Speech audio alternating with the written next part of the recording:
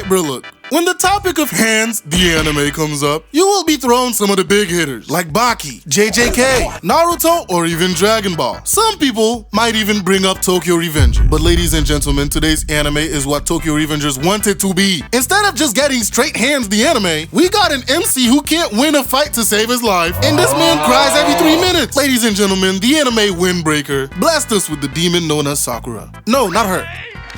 Him. Yeah. This is the MC that Tokyo Revengers deserve. But instead we got Takemichi, who decided to be in a gang without knowing how to fight. Anywho, ladies and gentlemen, before we begin, if you want to support me, join the channel, become a member, and get perks like special emojis, and get your videos early. The GoFundMe for Omi is still running, so if you can donate anything, we would highly appreciate it. And last but not least, this video is sponsored by Aura. Now, we literally start Windbreaker with Sakura finding himself in the middle of getting jumped. Literally, episode 1, bro, is getting jumped and he is holding his own, turning it into a reverse jumping. But before we continue, some backstory. Sakura doesn't look normal, as you can see. His hair is 2 different colors and so are his eyes. He was born like that. And everyone who's seen him is scared of him because he looks weird. And one thing Sakura doesn't like is weak people pretending they are strong. And so when he catches these goobers harassing a random lady, of course he jumps in and beats the brakes out of all of them. And as usual with all the salty characters, they pull up for a second round with more dudes. Bro literally got his whole crew beat up and pulled up with even more people. So Sakura goes outside and starts putting the work in. Dudes was getting flipped over, drop kick. Bro literally had a Madara moment, bro. Like he was beating all of them. Until the girl decided to come outside and one of the randos took her hostage. Thinking that was gonna do something. But Sakura just runs up to him and demolishes his face, scolding him for bringing a knife to a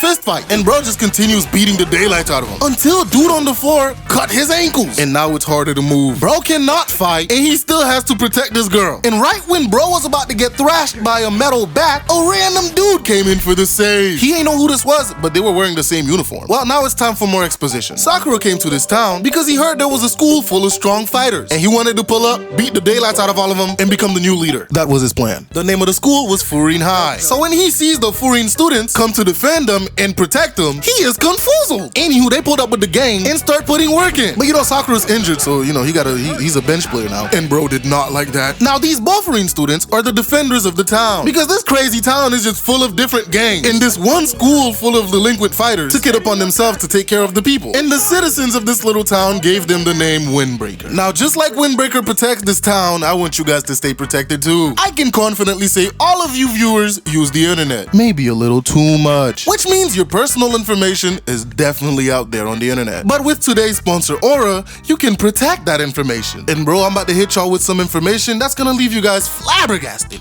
Did you know that Dell suffered a breach that left 3.9 million users exposed? All your personal information cooked. And it's not just them. United Health confirmed that 100 million, that is one with 8 whole zeros behind it, 100 million of their users got their data stolen. If you use Ticketmaster, I'm about to put some fear in your heart. 560 million of their users had their data compromised. And worst of all, a couple months ago, National Public Data announced that they also suffered a breach. A massive one. Are you ready to hear the number of people that got cooked?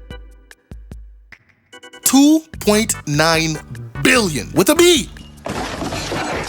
Your information is out there, and data brokers cannot wait to get access to it so they can make some bread. But thankfully, I don't gotta worry about all that. All thanks to today's sponsor, Aura. What Aura does is monitor your personal data like social security numbers and passwords and emails across a bunch of data points like the dark web and alert you if any of your identity is being stolen. And that's not all. They also provide up to 5 million in identity theft insurance just for the worst case. They also offer a whole lot more than just data monitoring. You get access to a bunch of features to keep you safe online, like real-time alerts for data breaches, a VPN, and best of all, you know all those robocalls and spam calls you get? You know the ones about your extended car warranty? That's because data brokers are selling your information to those companies. Well, Aura can opt you out of those. And they also provide a password manager to not only help you create strong passwords, but store them. So please stop leaving yourself available to all those who want your information. And if you want to stay secure just like I am, you can go to aura.com/JPTALKTOOMUCH JPTALKTOOMUCH to try 2 weeks for free. And bro, that'll be enough time to see if your information's out there, not gonna lie. Or you can click the link in the description or the pinned comment. Stop leaving yourself vulnerable to data breaches. Go to aura.com/JPTALKTOOMUCH for your 14-day free trial. And thanks again, Aura, for sponsoring this video. After being defended by the foreign students, Sakura's even more confused as to what's going on in this town. Because 1, the people aren't scared of him. And 2, the school known for delinquent fight is revered by the townspeople. Like bro, they were cheering as the other gang got their ass beat. Now we're going to the next day, which is the first day of school for Sakura. And while bro is eating his food, he meets this yellow-haired kid who also goes to Bofuri. And on his way to school, everybody starts giving him free stuff, which weirds him out. He's not used to people being nice to him. Until some lady comes and asks him for help, as Nero was getting his ass jumped. And Sakura comes in for the save with a drop kick to this man's face, sending him flying a couple of centuries. And bro proceeds to take out the rest in an instant, shocking this kid. By the way, if I continue with the Tokyo Revengers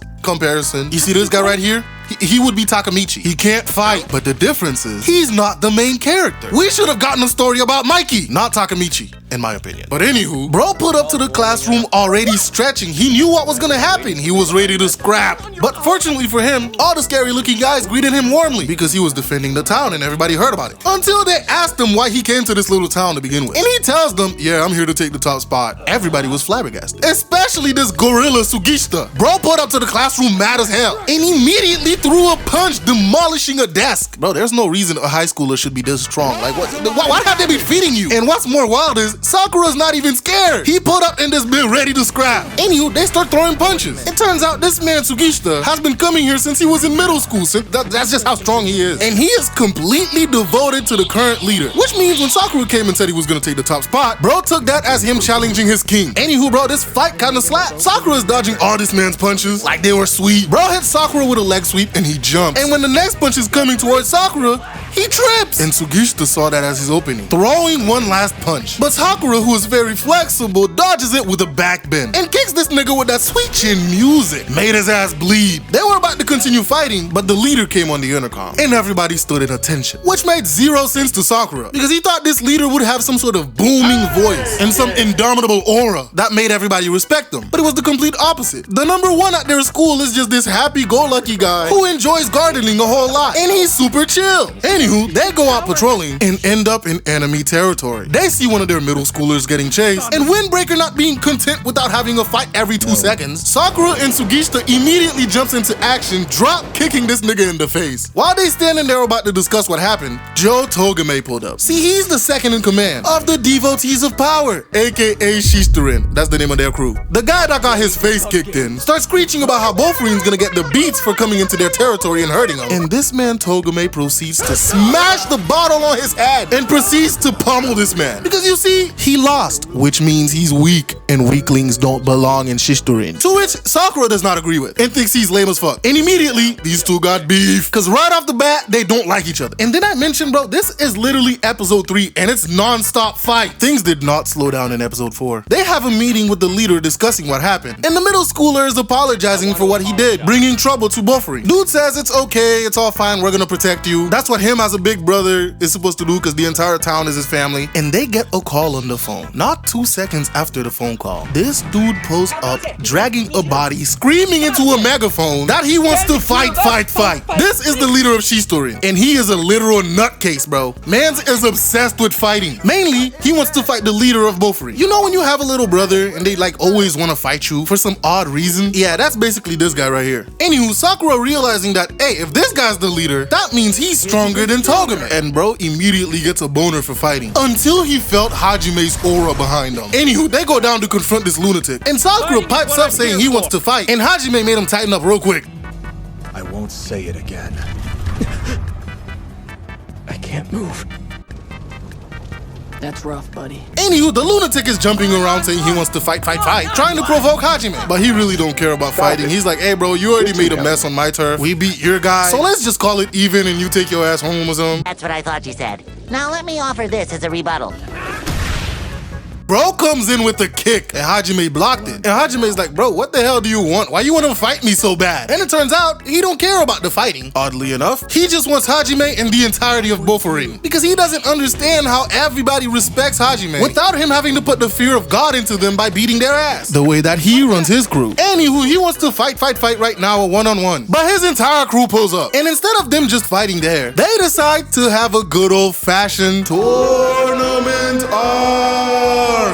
Everybody chooses who they're gonna have a fight with the headliners being both leaders fighting each other. Finally, they pull up to Shistorin's territory. And not gonna lie, this entire tournament arc was just straight hands and ideals going against each other. The first fight was this dude over here with this trashiest haircut I've ever seen. Bro came straight out of 2024 TikTok versus Sugishita. Bro pulls a dirty move and snuck Sugishita with a punch, but bro ate the punch like it was nothing. Grabbed his hand and then grabbed his face to assert pure disrespect like Ichigo did with Aizen. Slams his head on the floor, ending the fight with one shot. The peanut gallery was flabbergasted at this, cause what? They were ready to see a good fight. Moving on, the next fight was Suo fighting the last guy's best friend. Bro looks like a nervous wreck. Every time he's on screen, he looks like he's ready to have a panic attack at the smallest thing. Anywho, he's mad that his friend got taken out in such a humiliating way and vows revenge. But little did he know what was waiting for him. They start fighting, and this man Suo immediately starts disrespecting this nigga, dodging all his punches, using his body weight against him, and humiliating him. And bro, he is enjoying this. This is his entire plan, to just humiliate this man, to make him feel what that previous guy that got kicked in the face felt. And bro, throughout this entire fight, mans did not land a single hit. Bro was getting tossed around like a sack of potatoes, flipped like a burger, and he could do nothing about it. This fight is the definition of bad matchmaking, bruh. Basically your average player match in Sparking Zero. After Suo taunted him, bro got mad and threw a punch and ended up with a foot in his face. Right when Suo was getting ready to beat his ass for real, Joe called off the fight because he saw how unfair this shit was. Anywho, the next fight was Hirogi versus his childhood friend Sako.